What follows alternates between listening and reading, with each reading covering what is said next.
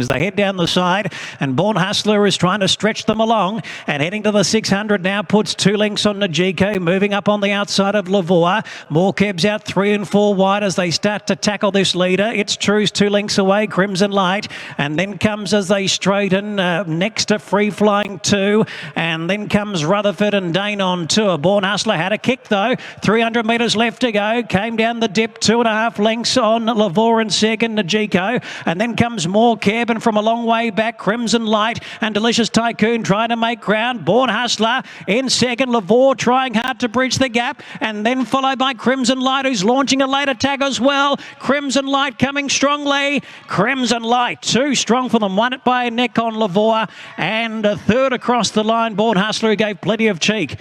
And behind was Delicious Tycoon in 4th spot.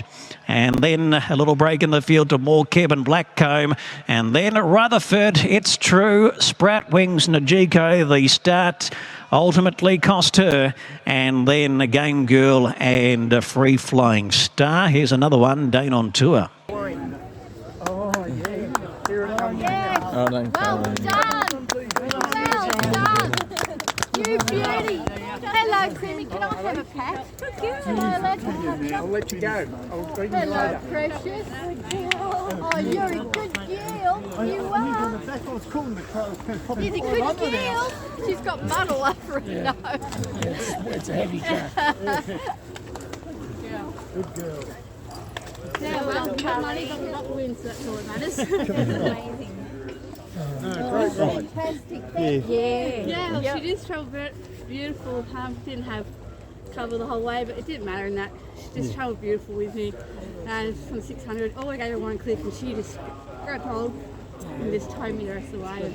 And unleashed beautiful in the straight and the conditions. So yeah, it was really good. Mick joins us after Crimson Light grabs a second career victory. Mick, thanks for your time and congrats. On paper for some, I think 1600 fresh might have been, well, is this a prep up or a fitness run? But you have it quite forward? Yeah, I had her really ready. I had to run it in a 7 furlong race here a couple of weeks ago, and she drew in. And I just said to the owners, look, she can win first up. I said she won't win here from drawn in. Barrier at Lakeside, so wait for the mile. She's handled the soft before. You know, she'll probably get one good fresh run out of her, then she'll want for the ground. So that was always the plan, and it worked. What's her development across the last few months been like? Yeah, we really like her. She's, you know, we haven't done the right thing by her. I ran her at Moonee Valley about 3 or 4 times, and she gets back and runs on, and she's always running on and runs some really nice races. So, but I do think she's a mare for the future. I thought if we could win a race in town over the winter or two and put her away for the spring, autumn would be good for her.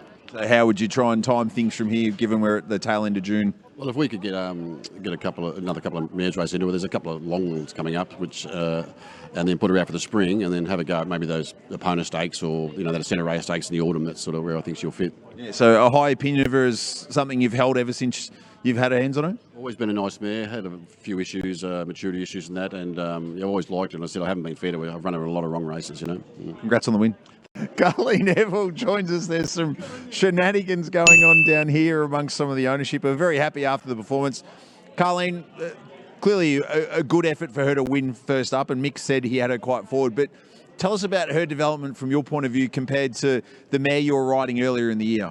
Yeah, a lot stronger today, especially, first up mile, those sort of conditions. I knew Mick would have her cherry ripe anyway, but to do that from a long way off, she felt a lot bigger, stronger horse this time. How did she travel for you through the middle stages of the race? And on straightening, did you have a feeling you were able to haul in the Born Hustlers of the world? Yeah, she travelled beautiful. You put her in a spot and she just goes to sleep underneath you. And then ask her to go again. She just towed me in, and yeah, at top of the straight, I had a pretty good feeling. Congrats. Thank you.